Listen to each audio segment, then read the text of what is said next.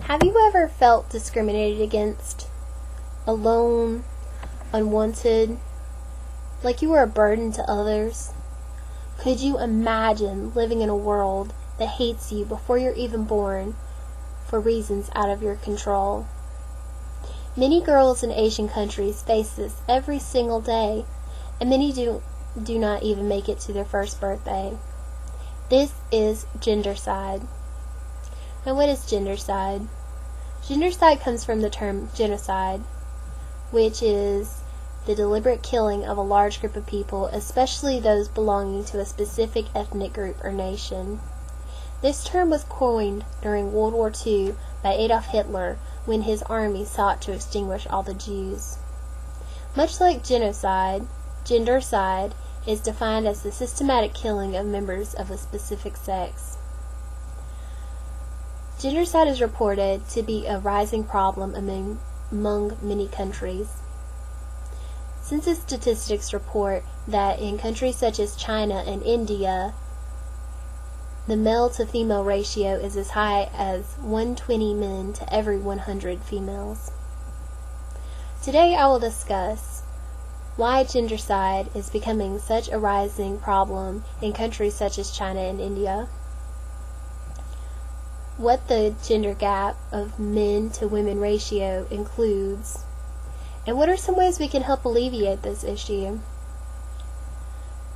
So, why is gendercide becoming a rising problem? Well, one of which is because girls are seen as a burden to their families. One reason includes expense. Dowries, although outlawed among Indian cultures, but are not enforced, are paid by the bride's family to the husband's family.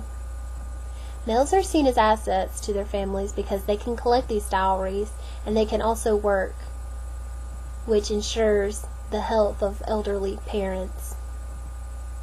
Another reason includes strict laws that prohibit women from having more than 1 to 2 children in countries such as China.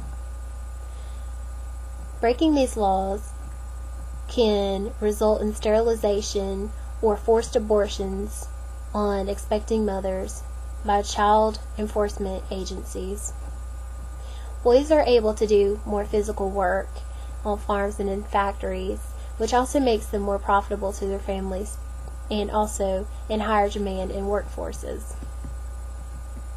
Because many mothers feel like their daughters are burdens to their families, or because of expense or breaking the law, they choose to kill their baby girls by infanticide, which means killing the baby before it is born or after.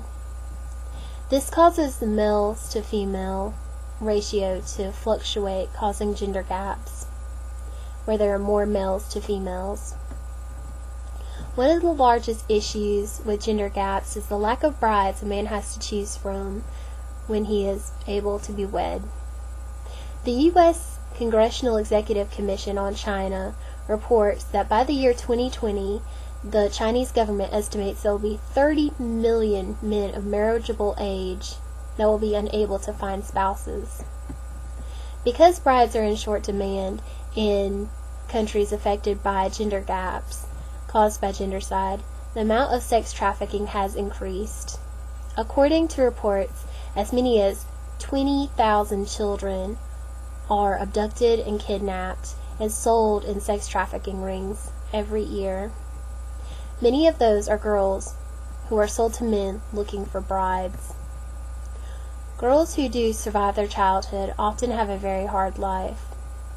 Women are seen as property in many Asian countries. First, they are seen as property of their fathers, and if their fathers are not living, they are then property of their brothers, and once they are married, they are property of their husband. If she is unable to provide for her husband, she can also be beaten or killed. Gendercide also affects the amount of suicides in women in Asian countries such as India.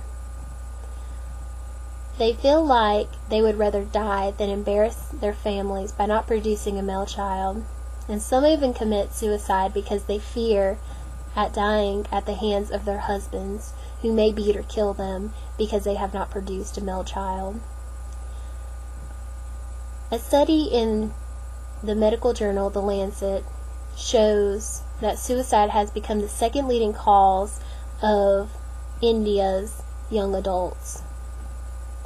This follows road accidents in men and childbirth in women. Clearly, gendercide is a growing problem, and you might wonder, is there any hope? And what can we do to help?